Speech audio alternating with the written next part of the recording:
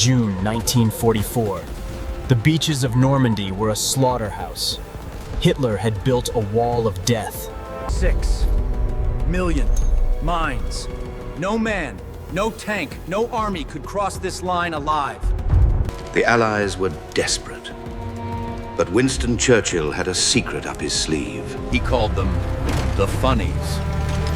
But to the Germans, they were mechanical nightmares. Meet the Crab, a 30-ton beast designed to do one thing: eat minefields for breakfast. The Nazis had seen tanks before, but they had never seen a demon like this. While regular tanks stalled, Churchill's secret weapon didn't stop. It just kept spinning.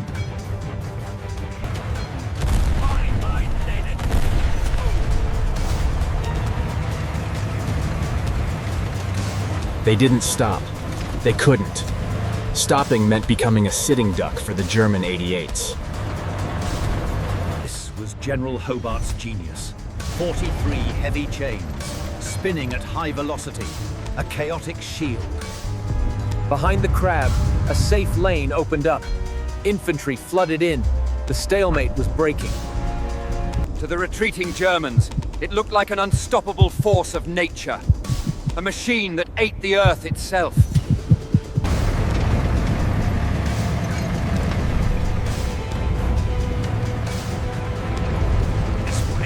Because the flail tank had one major weakness.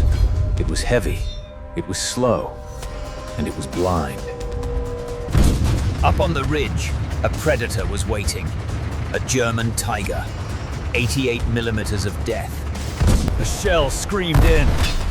But it didn't hit the armor. It hit the chains. 1,000,000 to 1 shot. Inside, ears were bleeding. The flail arm was twisted. The beast was wounded. The Tiger reloaded. It had the range. It had the power. The Crab was sitting in a kill box. But British engineering had a backup plan. If you can't fight, vanish. The German gunner hesitated. He was blind. White phosphorus burned the air and hid the prey. But the smoke wasn't a retreat. It was a trap. The Crab was just the distraction. While the Tiger watched the smoke, another monster crept up on its blind side. A different breed. Meet the Crocodile. Churchill's answer to dug-in defenders. It didn't shoot shells. The Germans smelled it first. The stench of fuel. The smell of their own doom. Then the world turned orange. And the screaming started. Liquid death. It didn't just burn. It stuck. It flowed around corners. There was no hiding. They didn't fight. They ran.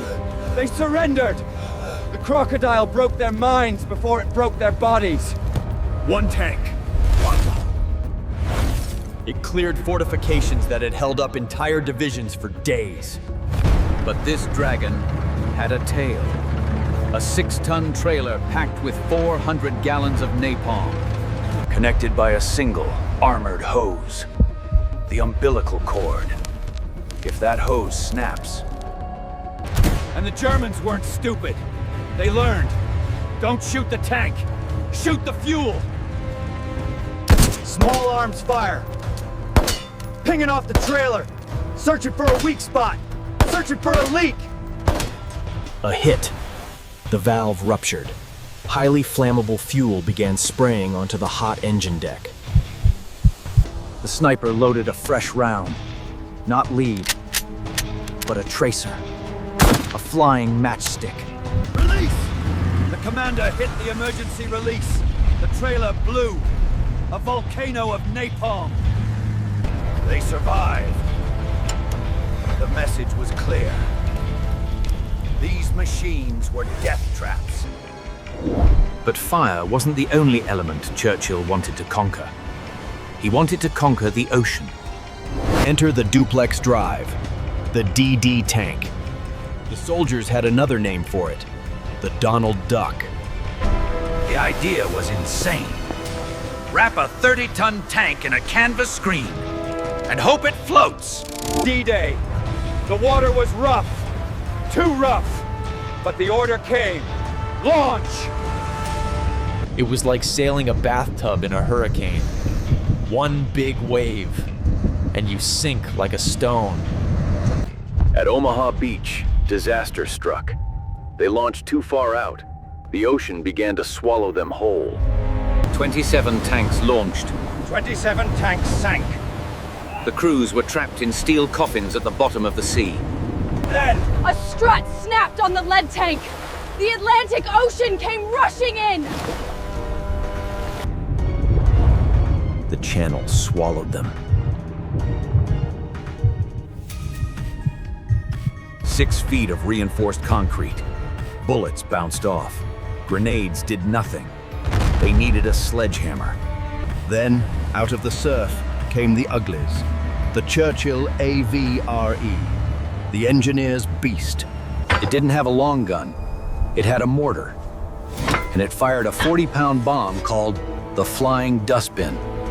But when 40 pounds of high explosive hits your front door, nobody laughs. Impact. The bunker didn't just break, it evaporated. The AVRE cracked the Atlantic wall open. one shot, one hole. The infantry poured through. But the AVRE had used its only shot. To reload, a man had to break cover. He had to crawl out, right in front of the enemy's snipers. The bunker was gone. But the victory was short-lived. The heavy tank hit the soft clay and sank. Beach was a trap. Beneath the sand lay soft blue clay. Any tank that stopped was buried. It looked like a giant carpet layer. It unrolled a steel-reinforced mat over the deadly mud. Where others sank, the bobbin floated. It paved a highway straight through hell. The path was clear. The army was moving inland. But the Germans had one final barrier waiting. The anti-tank ditch, 12 feet wide, 10 feet deep, too wide to jump, too steep to climb. The German high command was stunned. Their math said this beach was impossible. Churchill's toys proved them wrong. They were off the sand. They were moving inland. But Normandy had one more trap waiting. The bocage. Ancient hedgerows. Thick as stone walls. High as a house. A green maze. To cross, a tank had to climb, pointing its nose at the sky, exposing its soft, unarmored belly. The trigger pulled. The belly armor was paper thin. The tank didn't just burn, it disintegrated. Everyday Hardened became a graveyard. The invasion stopped dead. They needed a miracle. Or A sergeant named Cullen looked at the German beach obstacles. Steel meant to kill them. And he had an idea. They cut the steel into teeth. They welded them to the tanks. They created a new beast, the Rhino. No more climbing. No more exposing the belly. The order was simple. Go through. The infantry poured through the gap. The stalemate was broken. The road to Paris was open. Operation Cobra. The breakout was unstoppable. Churchill's Funnies and American steel had done the impossible. But as the dust settled, the crews looked back. The machines had won the war. But at what cost? Who built these nightmares? A man named Percy Hobart. The army called him Hobo. They also called him Crazy. In 1940, he was fired, forced into the Home Guard. A corporal. But Churchill didn't want sane generals. He wanted magic. He reinstated Hobart and said, "Build me the impossible." The Americans refused the Funnies. They trusted men, not machines. At Omaha Beach, they paid for that pride in blood. But on the British beaches, casualties were drastically lower. The monsters did the dying, so the men didn't have to. And their reward? The scrap heap. As soon as the war ended, the Funnies were melted down.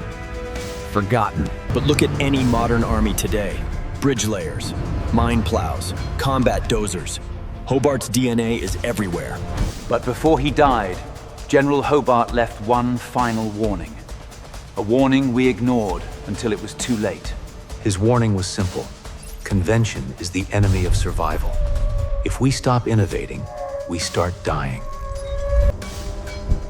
In the end, the secret wasn't the steel. It was the men inside. They were the weirdest tanks ever built. They were laughed at. But they were the key that unlocked Hitler's Fortress Europe. History is full of secrets they don't want you to know. Click subscribe. Let's uncover the next one together.